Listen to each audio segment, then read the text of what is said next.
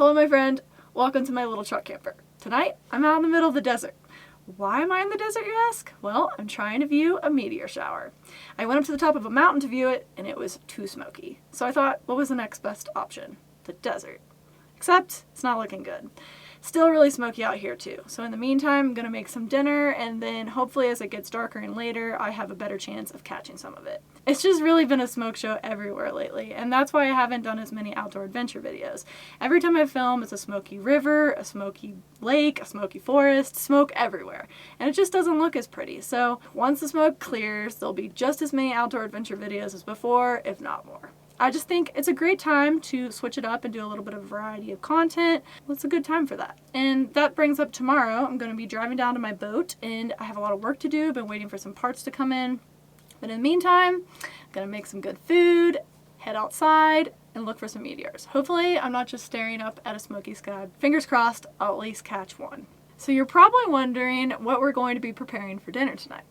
Well, you're in luck because you're going to help me prepare some teriyaki turkey bowls. Thanks to Green Chef for sponsoring this video. Green Chef is a USDA certified organic company that makes eating well easy and affordable, with dishes for a variety of lifestyles, including vegan, vegetarian, paleo, and keto. Green Chef lets you choose from a wide array of easy-to-follow recipes with a variety of organic ingredients. There's step-by-step instructions and photos to guide you along the way, and ingredients come pre-measured and portioned right to your door. When it's up to me, I fall guilty of prepping and cooking the same meals over and over. Sometimes they get really boring. But with Green Chef, there's 9 recipes to choose from every week for each meal plan. So not only do you get to choose from new exciting recipes, but you can also switch up the way you eat by switching meal plans whenever you're ready. When I use Green Chef, I get to spend less time meal prepping and at the grocery store, standing in line, and more time exploring and camping. Go to greenchef.us/drhannah100 and use code drhannah100 to get $100 off, including free shipping on your first box. If you've seen my videos, you know I've used HelloFresh in the past for quick and convenient meals when I'm out camping. Well, Green Chef is now owned by HelloFresh to offer a wider array of meals to choose from. I switch between the brands depending what I'm in the mood for, and now you too can enjoy both brands at a discount. Cheers!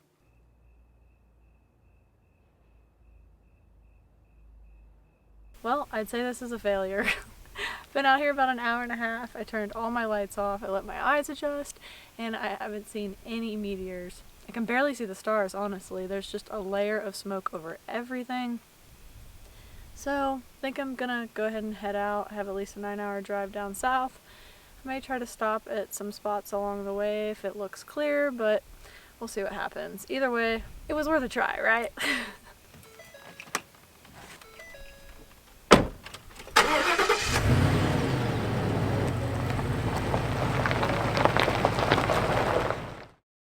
I made it to the boat safely.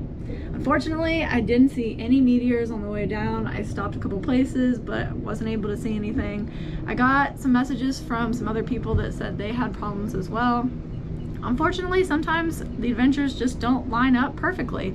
Sometimes they do, sometimes they don't. So I've just been working on the boat the last couple days. As you can see, this boat has been completely ripped apart. When you first saw the boat, it was all put together. It looked like I was gonna sail off into the sunset. Fairy tale ending. No, that's the furthest from the truth. There's a lot of work that needs to be done on this boat. Everything from the soft goods to the mechanical, cleaning. The first thing I've been tackling is any type of mold issue. So let's head down to the V-berth. I've been trying to fog the boat for mold because, well, most boats just sit in the water. There's definitely the reality of mold being a problem. I looked at a lot of the soft goods on the boat and a lot of it has like a really musty smell. There's mold spots. I thought I was just gonna be able to take the covers off and wash them, but the cushions themselves have a lot of mold. I'm gonna show you in a second. So I've just been pulling all of the soft goods out. All of the V-berth cushions are taken out. This is the fogger right there. The goal is to try to fog in between the hull of the boat and the wood. Try to prevent mold from growing in the future, as well as trying to kill any of the old mold, and hopefully it'll eliminate any of the stagnant smell on the boat as well.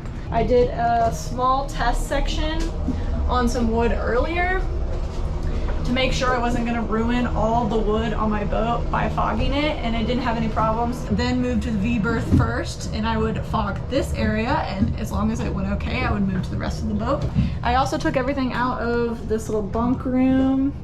So let's go up here and I'll show you these cushions. So if you look at the cushions, that's all mold. That's mold. Cushions are all eaten up. Some mold there too. So instead of just washing the covers, I think I'm just going to try to replace all the cushions and mattresses. I don't really think it's safe to be spending a lot of time on moldy cushions. Might be an investment, but I think it's worth it. So that's what I've been working on primarily. I've been moving from the V-berth, fogging that area, then I'm gonna fog this area, and then I'm gonna fog the bedroom area. Yesterday, I threw out like 5 huge trash bags of soft goods. It was just me on the dinghy with like 6 huge trash bags. It looked ridiculous. Look at all this junk. I can't wait to get rid of it. And I'm doing all of this while I'm rocking back and forth. Surprisingly enough, I've actually adjusted really well to the rocking. I don't notice it nearly as much anymore, and when I got off the boat and got onto land, I actually felt more seasick on land. My legs were like, what is going on? So it's nice to know that my body has adjusted some. I'm also gonna open up the engine room today so we can take a look down there. I'll show you what's down there. This water pump just got changed on the starboard side engine. It's pretty easy to do, but unfortunately I still need to find another water pump for the port side engine because there's a tiny little leak when it's turned on. Which brings up a question I got a lot on the boat, and that was, what type of engines are these? These are twin diesel Volvo Penta engines. It's a little bit of a tongue twister. I was hoping for some Ford diesel engines, but unfortunately I didn't get to choose that. You just kind of get what comes with the boat because I really love the boat. The unfortunate downfall about Volvo engines is they're harder to find parts for and they're a lot more expensive. There's way more Ford parts on the market and they're at least half the price. They're still diesel, which is really important. That was one of the first requirements I had about the engine. Hopefully they won't give me too many problems. The reviews I've read about them on the internet is you either love them or you hate them. But when I looked further into it, it seemed like the bad reviews were from owners that didn't actually have Volvo engines. So I was like, where are you getting this from? Each engine is 6-cylinder turbocharged diesel, and they each have 165 horsepower, so a total of 330 horsepower. Technically, this is a motor yacht, but it's more of a trawler style, which I was looking for because it's like nice, low, slow, with a little bit of range. But the engine room is another story. This thing is a beast. I definitely need to get it checked out. There was a full survey done on the boat, so I know the ins and outs on it, but I still want to get a clear, thorough engine tune-up before I take any serious trips. I've changed my oil and done maintenance on my vehicle before in the past. That's pretty easy, but I want to learn how to do some of the maintenance myself. I just feel like it might be safer because if I'm out on the water and I need to change a filter or a belt, I might have some idea of how to do it while I'm out there. It can't hurt, right? And this is a little overwhelming. I just need to know the ins and outs of a diesel engine. There's actually an oil change pump switch on the control panel, which I thought was really weird. Is it just a magical switch that you flip and your oil's changed? Only in a perfect world. A girl can dream, right? Right now I'm just gonna let you take a quick look around in the engine room. You have to let me know what you think.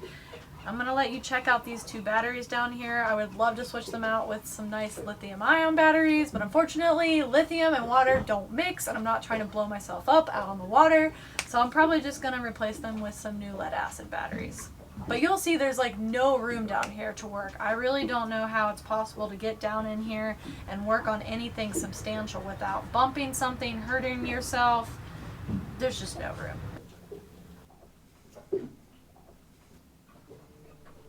This, my friend, is the generator, and if you've ever camped with a generator, it's the same principle. This one runs on diesel, and it powers all the appliances on the boat with 110 power, such as the hot water heater when it's running. It also charges the 12-volt house battery and provides power through that when I don't have the generator on. I don't have an inverter on this boat. I'd really like to install one, and I'd also like to install some solar panels. The generator was tuned up really nicely by the previous owner before I picked it up, so it runs smoothly. I haven't had any problems with it, but ideally, if at all possible, I'd like to run as much as I can off of solar power. So that's the plan.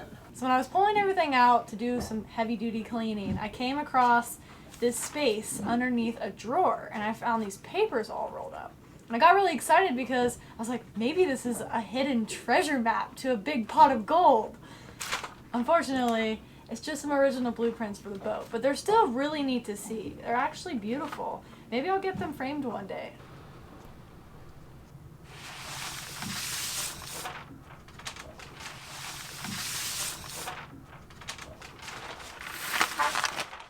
Okay, I'm gonna go ahead and sign off now. I still have a ton of cleaning to do. For a while, I'm probably going to be bouncing back and forth between my truck camper and the boat as I do work on it, get parts in. I really want to take it down to Mexico because my friend, she won't stop talking about it. She keeps talking about this spot in Puerto Vallarta. There's a marina. It's a couple $100s a month. You get all these awesome amenities. You can go scuba diving. I think it would be a great place to check out. So I think I might fly down, make sure it looks safe, and then maybe take the boat down later as long as it's all good to go. You have to let me know if you like this style of video. I love the adventure videos in my truck camper. They're never going away, but they do take some time to make. It takes at least a day to figure out where I want to go, a day to get there, a day of filming, a couple days of editing. I like to have some fun when I go on my adventures as well, so I need a day in there to enjoy it. It doesn't take any shorter than a week, so it's probably just going to be a little bit of both. So you have to let me know what your thoughts are on both the different types of content. My goal is really just to restore this boat to its optimal condition as much as possible. It's a beautiful boat. It has so much nice wood, beautiful light, lots of space, but it does require a lot of work. It's a very old boat with lots of potential. So I'm just going to keep on working away.